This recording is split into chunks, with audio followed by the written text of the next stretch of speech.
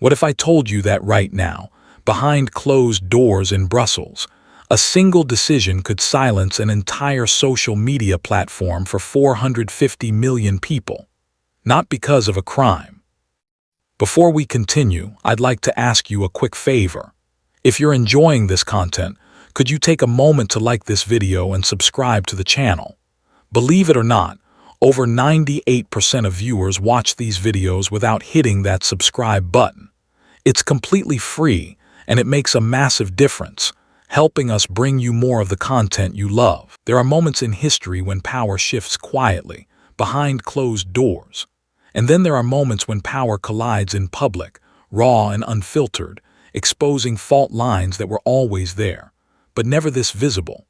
What is unfolding right now between Elon Musk and Ursula von der Leyen is not just another political spat or tech controversy. It is a confrontation that cuts straight to the heart of who controls speech, truth, and authority in the digital age. On one side stands Elon Musk, the world's most unpredictable billionaire, a man who owns rockets, satellites, electric cars, and now one of the most influential communication platforms on Earth. On the other side stands Ursula von der Leyen, President of the European Commission, the most powerful unelected office in Europe, representing a regulatory system that governs nearly 500 million people. This is not simply a disagreement over rules or fines.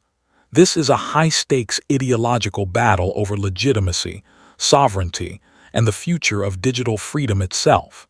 And depending on how it ends, Europe may never look at the internet the same way again. The spark that ignited this confrontation was not subtle. Elon Musk publicly accused Ursula von der Leyen of leading an unelected bureaucracy that, in his words, had no moral authority to dictate what people are allowed to see, say, or think online. He went further, questioning whether the European Union itself had drifted so far from democratic accountability that it now operated more like an administrative empire than a union of citizens. For many in Brussels, this was seen as reckless provocation.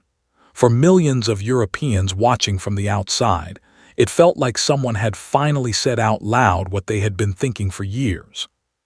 But behind the public insults and viral posts lies a much darker and more consequential allegation. According to Musk, the European Commission approached his platform, X, with a proposal that was never meant to be seen by the public. The claim is that EU officials allegedly offered to quietly overlook massive regulatory penalties if X agreed to censor certain political content behind the scenes, without disclosure, without transparency, and without public accountability.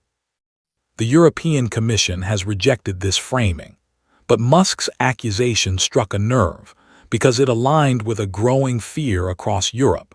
That censorship is no longer about protecting citizens from harm, but about protecting institutions from criticism.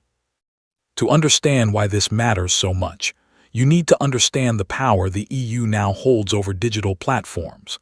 Under the Digital Services Act, Brussels has the authority to fine companies up to 6% of their global annual turnover. For a platform the size of X, that could mean penalties reaching into the hundreds of millions of euros. And beyond fines, there is an even more extreme option on the table: a total ban.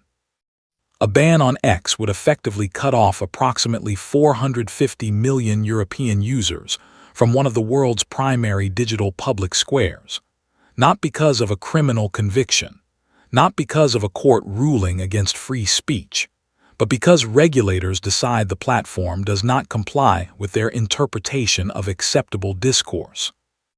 Musk has called this the creation of a digital iron curtain.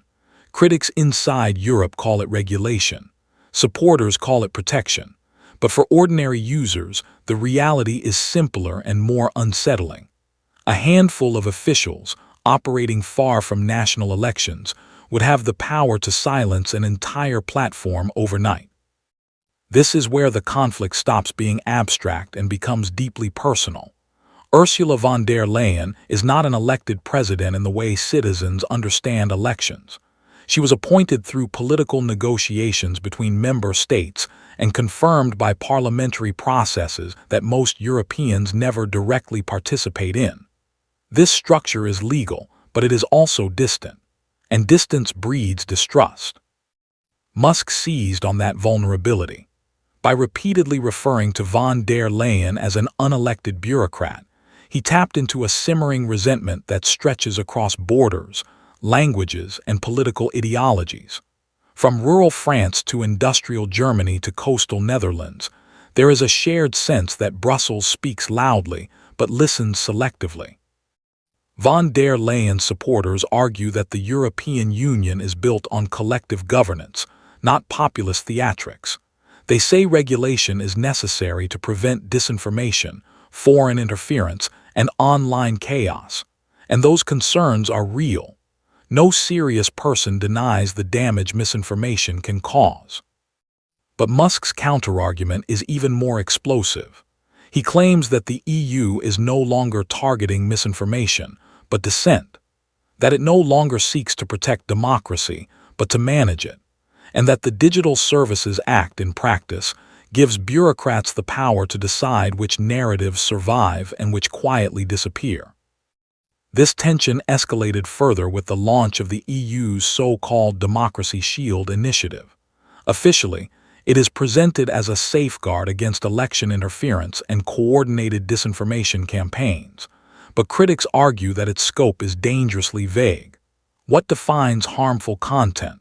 Who decides what qualifies as interference? And what safeguards exist to prevent abuse? Musk did not mince words. He described the initiative as the blueprint for a global censorship machine, a system that could expand far beyond its original intent, normalizing the idea that speech must be pre-approved to be considered safe. What makes this clash so volatile is that both sides claim to be defending democracy. The EU frames itself as the guardian of truth in an era of digital chaos. Musk frames himself as the defender of open discourse against centralized control. And between these two visions lies the everyday European citizen, scrolling through feeds, watching institutions argue over their right to speak freely. The situation became even more charged when Musk revived a controversy that many in Brussels hoped would fade quietly into history. The issue of missing private text messages related to a multi-billion euro vaccine contract during the pandemic.